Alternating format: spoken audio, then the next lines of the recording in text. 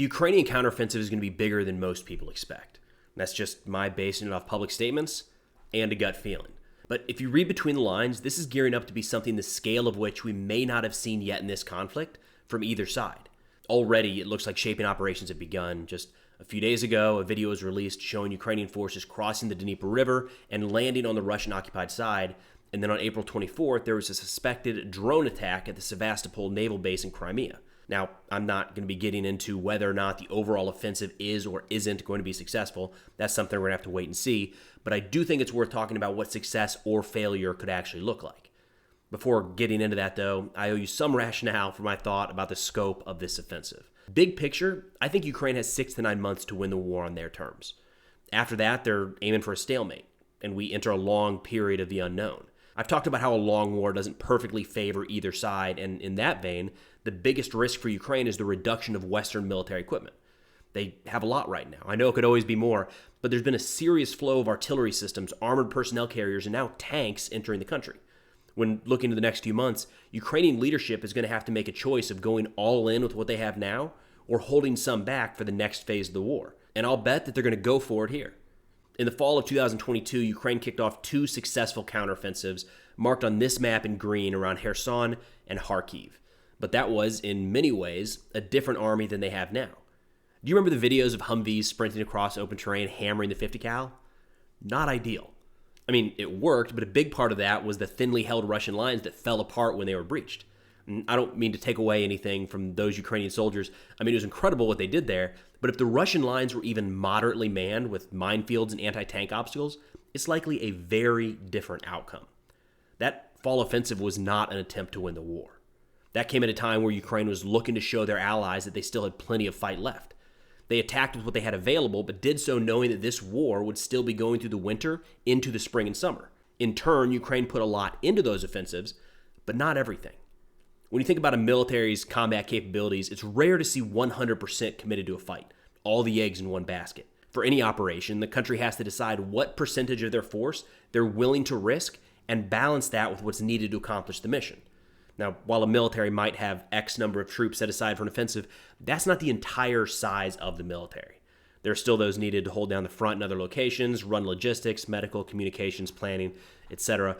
We're just looking at a set force able to be used in a maneuver or strike capacity. Putting 100% of that force into the fight risks it all. D-Day, the Allied invasion of France in World War II, is actually a pretty good example of this. It wasn't the entire Allied force that was committed to the fight on June 6, 1944, but it was enough in terms of manpower and equipment that, had it failed, estimates are that they wouldn't have been able to mount a similar attack for at least another year. Last fall, Ukraine wasn't in a position to risk it all. While they had shown that they were able to hold their ground against Russian advances, the army they had was designed and practiced in defensive warfare. In fact, there were a lot of questions around the Ukrainian ability to quickly transition to the offense. It's a lot easier to hold a position and shoot in a designated field of fire than it is to maneuver forward under fire in a coordinated fashion. The Ukrainian force in the fall of 2022 was scraping together whatever they could to stop the Russian advance. The fact that they pulled off any sort of offensive is pretty impressive. They just weren't built for it, and it overall seemed kind of rushed. But today, the Ukrainian military is being equipped and trained not to dig fortifications and hold the line, but to press forward and clear the Russians from theirs. Ukraine has received mine-clearing equipment, armored personnel carriers, and tanks that can be organized in a way to maximize their capabilities in a very specific manner. It's not crazy, given that they've had the time. So rather than teaching, say, 500 Ukrainians how to fire and reload a personal weapon, they're learning the tenets of offensive maneuver warfare. And now they have the equipment to match that training. So this current Ukrainian assault force, whatever its size, has been built for this specific offensive. And finally, before getting into what success or failure could look like, we have to talk about the intelligence picture. The longer you have to study an adversary, the better. And while Russia has made some progress around Soledar and Bakhmut, for the most part, the majority of the line of contact has been rather stable since last fall. That's not to say the fighting has stopped, just that changes in territorial control haven't been all that significant in most areas. That's allowed Ukraine, with, I'm sure, substantial assistance from NATO, 6 to 7 months to map out the Russian strongpoints, logistics hubs, and more. That's enough time to determine how long it takes Russia to get ammo from a depot in Belgorod to a firing point in Bakhmut, or how long it takes a new regiment to rotate from Crimea into the front around Kherson. All of that is being recorded and taken into consideration.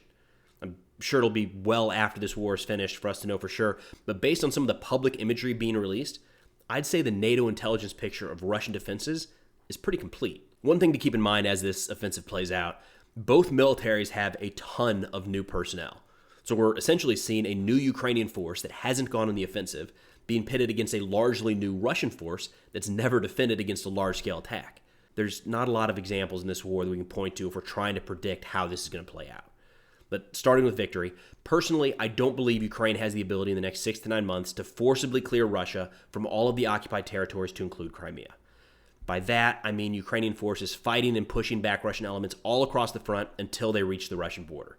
That's just a very unrealistic, sustained pace of operations, especially against an adversary on a war footing that is already expecting an attack. From my perspective, if we're looking back a year from now and all of Ukrainian territory has been reclaimed, it won't have been entirely by force, but because of a collapse of sorts within the Russian military. That would take a major event like the recapture of a very large chunk of territory or the steady retreat of Russian forces in multiple areas all across the front.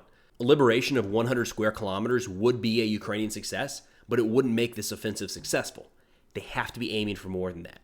I'm talking about something in the scale of retaking Zaporozhye and Kherson Oblasts, a move that severs Russia's land bridge to Crimea along the Sea of Azov. Again, I think that's the optimistic view for what a successful Ukrainian counteroffensive could look like. If it sounds like a lot to happen in 6 to 9 months, you're right. I'm viewing this as the time for Ukraine to win the war, and that's not going to be done chipping away a few kilometers per month in Donetsk or Luhansk. For victory to be on the horizon, Ukraine needs to deal a massive blow that surfaces rifts across the Russian military, felt far beyond the casualties and equipment losses on the battlefield. A success of that scale forces a decision by Putin that he's been able to avoid so far. Whether or not to take the country to an all-out war footing to include additional large-scale mobilizations. That hasn't been done, and Putin's been able to largely keep the war out of focus for the average Russian. But if Russia's dealt another defeat, clearly visible by all metrics, then decisions must be made. That opens up the question of, does Putin double down or seek a way out of the conflict? And there's no real clear answer there, but it at least opens up the reality of that decision, and we've not really been there quite yet in this war.